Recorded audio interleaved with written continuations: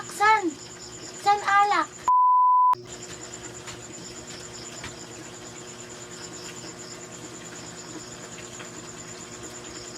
Oh. Ngayon, hindi ka pa gumagaling. Masama pa rin pakiramdam mo. Bukas, dumadali na kita sa Medicare.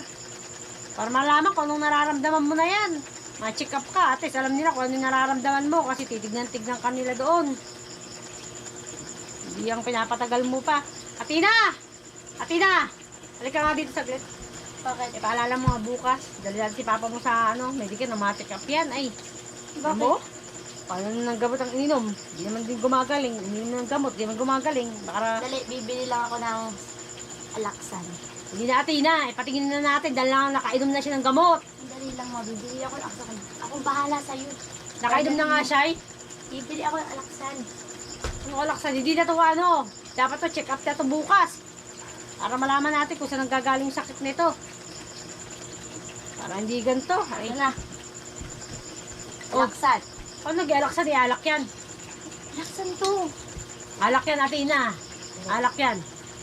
Nasabi ko sa'yo, alak yan. Tigil mo. Dali lang, ma. Tigil mo. Dali lang, ma. Dali lang. Teka lang, ma. Taas mo yung ulo niya. Alak na naman yan eh. Kaya nga nagkakasakit siya eh. Dahil dyan. Sandali lang, ma.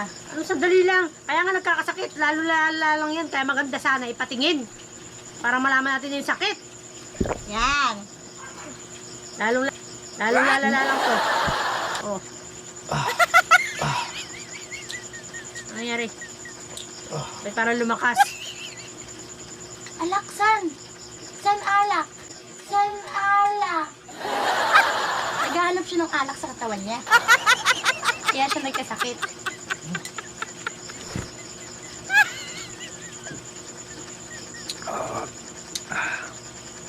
Baka hindi ka naman.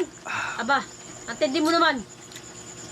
Aba, Wow. Ito, sarap. magkakasakit ka pala pag walang alak. What? Ay, naman ka pa ng gamot. Basta. Alak pa kita ipatingin.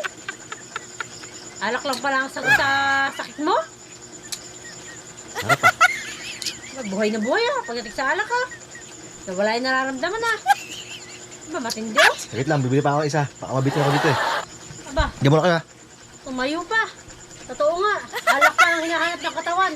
Alaksan nga. Ano ko sa'yo eh. Ayun, naghanap na kung saan merong alaksan.